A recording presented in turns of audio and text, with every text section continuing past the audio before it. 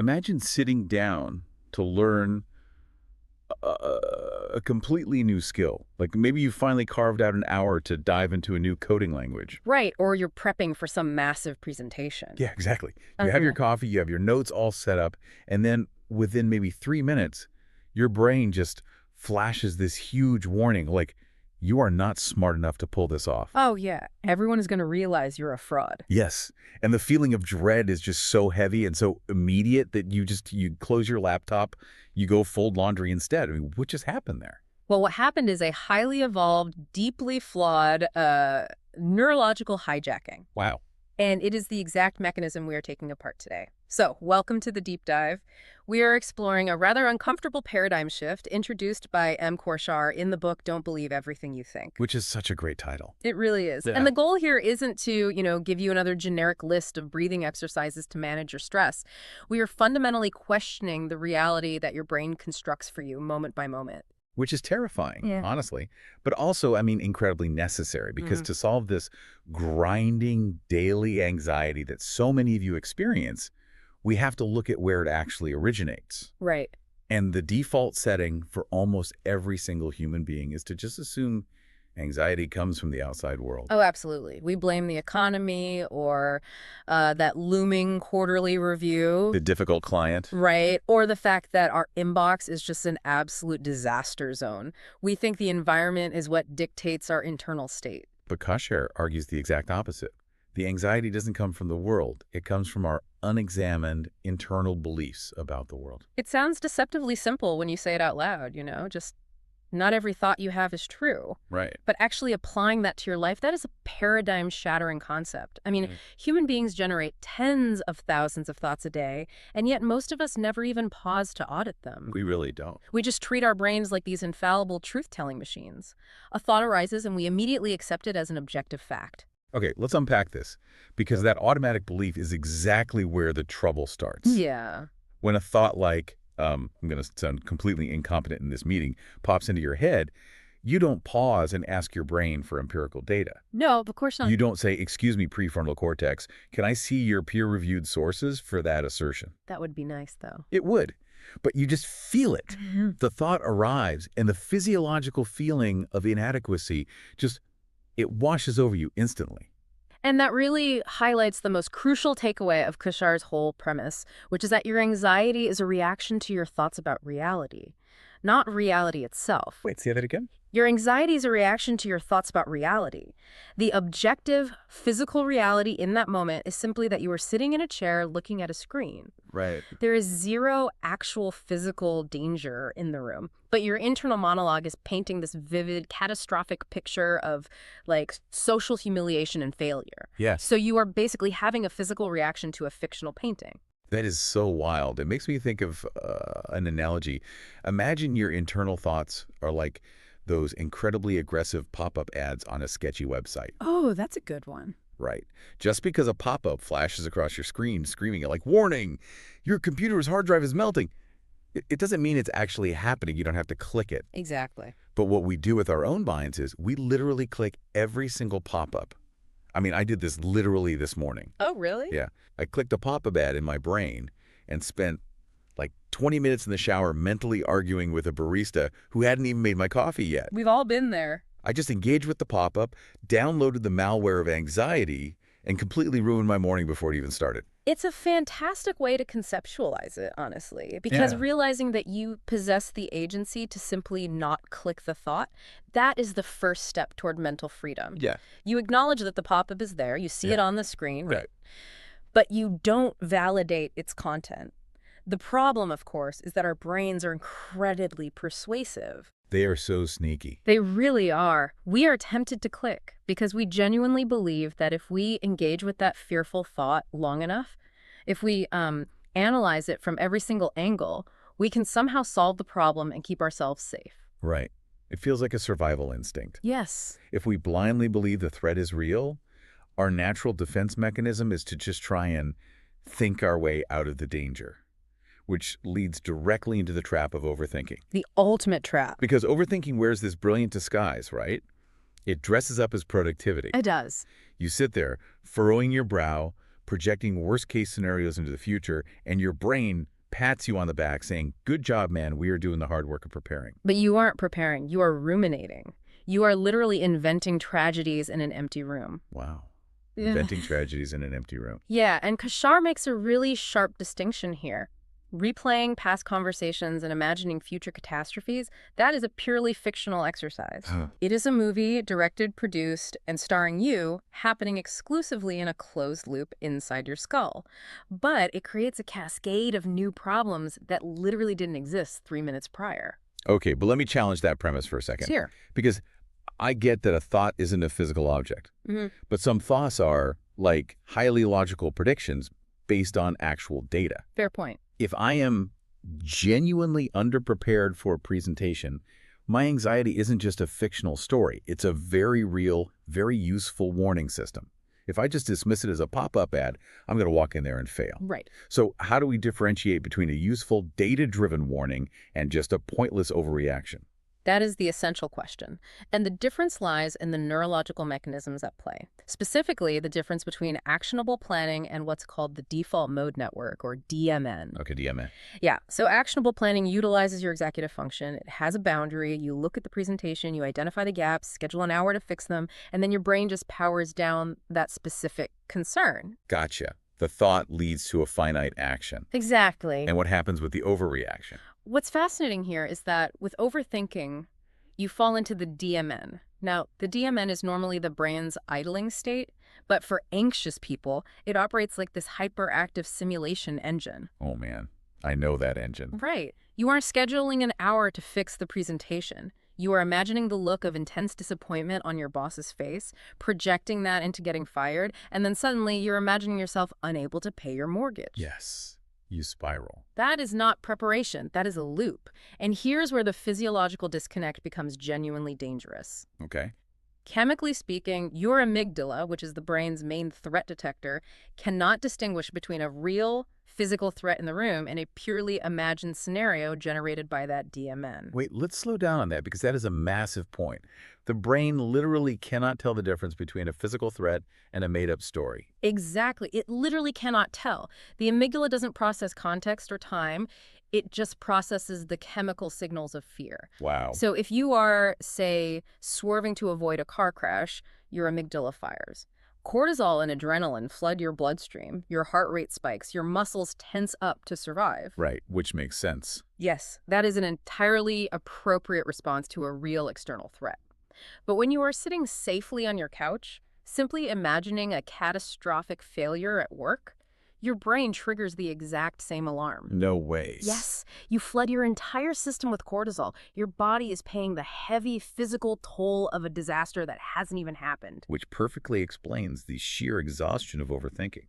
I mean, if your body is constantly locked in a state of fight or flight just to fend off imaginary pop-up ads, no wonder you feel totally drained by like 2.0 p.m. Exactly. You're exhausted because your body thinks you've been running from bears all day. Right. But this intense neurological loop doesn't just make us feel terrible internally, right? It directly dictates our behavior in the physical world. It absolutely does. And this connects to a concept in the book that I think is going to hit incredibly close to home for anyone listening who considers themselves, a lifelong learner.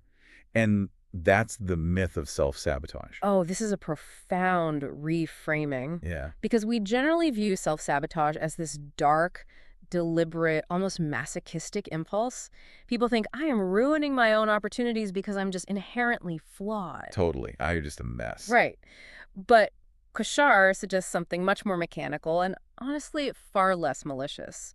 We aren't destroying our chances on purpose. We are simply following the directives of thoughts we've mistakenly chosen to believe. Here's where it gets really interesting because let's look at the mechanics of that. Yeah, let's walk through it. You decide you want to start a side business or learn to play the guitar. You sit down. You are highly motivated. Then the thought arrives. I'm starting too late in life. I don't have the natural talent for this. A classic pop-up ad. Right. And if you accept that thought as absolute truth, what's the logical next step? You stop. You have to. You don't buy the domain name. You don't practice the chords. You pull back entirely to protect yourself from the guaranteed failure your brain just advertised to you. And here is the neurological kicker that backs that up. Remember that flood of cortisol we just talked about? A bear-running chemical? Exactly. Cortisol actively suppresses the prefrontal cortex. And that's the part of the brain responsible for executive function, planning, and actually initiating tasks. Oh, wow. So when you believe the fearful thought, you trigger the stress response, which literally biologically impairs your ability to start the work. That is wild. So to the outside world, and let's be honest, to your own inner critic, closing the laptop and going to watch TV looks exactly like laziness. It really You did. tell yourself, I just lack discipline, I'm so lazy. But it isn't laziness at all. It's neurochemical paralysis driven by an unquestioned thought. Precisely, because the brain craves certainty above all else. A fearful thought offers a strange kind of a negative certainty. Wait, how do you mean? Well, if you try to learn the guitar and fail, that is an uncontrolled failure. The brain views that as dangerous. Oh, okay.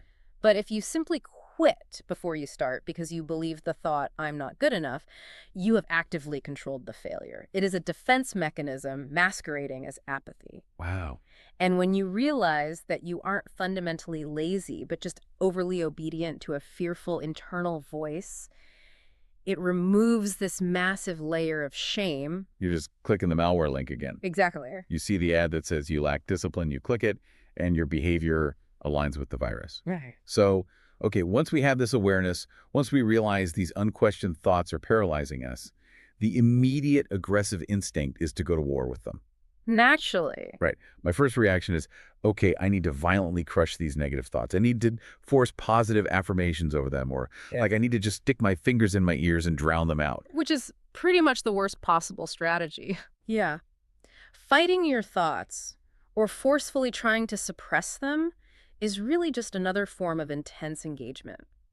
Psychology refers to this as ironic process theory. Okay, I think I've heard of this. The classic example is don't think of a white bear. Right. And suddenly all I see is a polar bear. Exactly. The moment you try to forcefully suppress the thought of the white bear, your brain has to constantly check in to make sure you aren't thinking about it, which basically guarantees it remains front and center. That makes so much sense. Fighting the pop-up ad means you're still actively interacting with it. You're still clicking? Yeah, and you hear a lot of mindfulness strokes about this, you know? The classic one is that you should just watch your thoughts like clouds passing in the sky. Right, the cloud metaphor. And I get the poetic value of that. I really do. But let's be real. When you are in the middle of a spiraling panic about your career, that thought does not feel like a fluffy white cloud. Not at all. It feels like a Category 5 hurricane. So telling someone to just watch the cloud can feel, honestly, a little patronizing. It can, which is why a more mechanical metaphor often works better for the modern analytical mind. Okay, lay it on me. Instead of a cloud, think of your brain as an overly aggressive email spam filter. Oh, I like this. Your brain is constantly running pattern recognition. It sees an email from a new sender, like a new challenge or a new project, and based on old, outdated algorithms, it flags it as danger, scam. Oh, that is incredibly helpful. Because when I look in my actual email spam folder and see a message claiming I've inherited $1 million from a prince, I don't, write a 5-paragraph essay back arguing with the scammer to prove them wrong. No, you don't. I don't fight it. I don't panic about it. I just observe the spam tag, realize it's a false positive from the algorithm, and I just keep scrolling. Exactly. And if we connect this to the bigger picture, that is the exact shift from participation to observation that Qashaar advocates. Keep scrolling. Yeah. You are recognizing a fundamental truth. You are the consciousness experiencing the thoughts, but you are not the thoughts themselves. That's huge. You are not the thoughts. Right. And because you are not the thoughts, you have zero obligation to reply to the spam. You simply observe the flag and let it sit there in the folder. The space between seeing the spam email and choosing not to open it, that, microsecond of hesitation, that is where detachment lives. Beautifully put. And what happens in that space is profound. By not engaging, by not clicking the link, you prevent the amygdala from firing. The cortisol doesn't flood your system. Exactly. Your heart rate stays steady. Your body remains physically calm. because you've recognized the thought as a passing mental event rather than an active physical threat. You've neutralized the body's betrayal, but creating that space is really only half the equation. Okay, what's the other half? The final and arguably most difficult step that Qashaar outlines is what we do with that space. And paradoxically, the answer is to do absolutely nothing. It is about actively surrendering the illusion of control.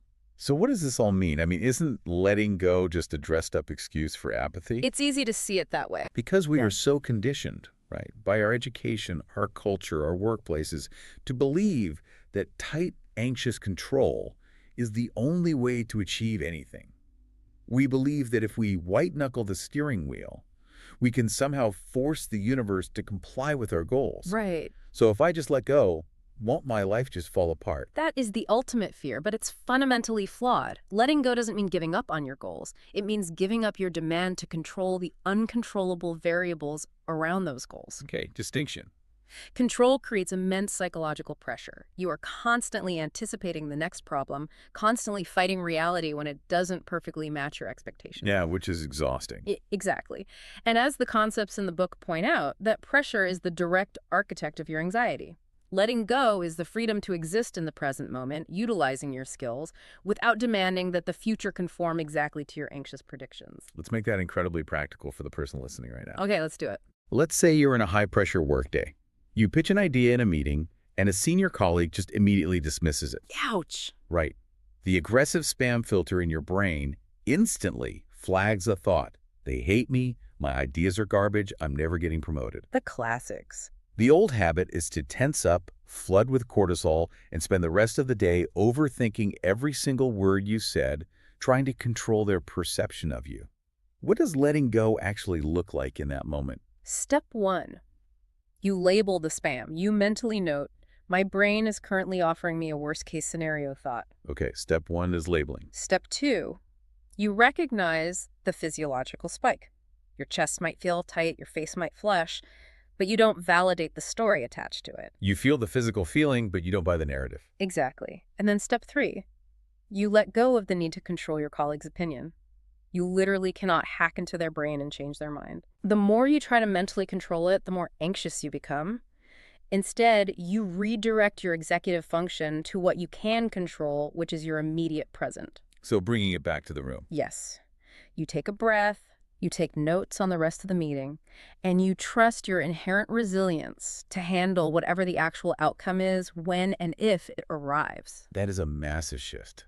It means moving away from treating yourself like this broken machine that constantly needs fixing and moving toward trusting your own inner stability. It really is. Because your intelligence, your capability, your adaptability, they don't just disappear because a negative thought popped up.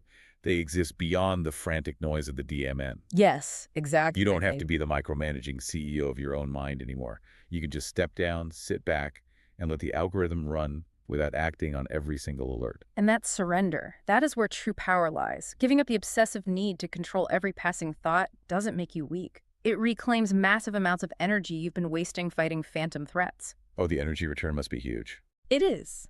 When you stop battling the malware, your mental bandwidth completely opens up. You become vastly more effective, deeply present, and naturally adaptable to the actual reality in front of you, rather than the fictional tragedies in your head. Which brings us to the ultimate synthesis of this deep dive. If we distill everything we've unpacked today, for anyone out there who feels trapped in a loop, paralyzed by overthinking, or exhausted by the constant hum of anxiety, the master key is shockingly simple. You do not have to believe every thought you think. It is the single realization that changes the entire game. It shifts your life from a state of forced, pressurized control to a state of natural flow. You cease to be the victim of your brain's outdated survival software, and you become the observer of it. It changes everything once you actually start practicing it. You just note the spam and you keep scrolling. But before we wrap up our time together, I want to leave you with one final, slightly provocative idea to mull over on your own. Oh, I love these. We talked earlier about the old trope of watching your thoughts like clouds passing in the sky. If we run with that metaphor for just a second and accept the premise that you are not your thoughts, and your thoughts are just clouds temporarily drifting by, then who or what is the sky that's watching them pass? Thank you for joining us on this deep dive. The next time you feel that subtle, familiar spike of anxiety, take a breath, look at the pop-up ad, and kindly question your next thought. Take care.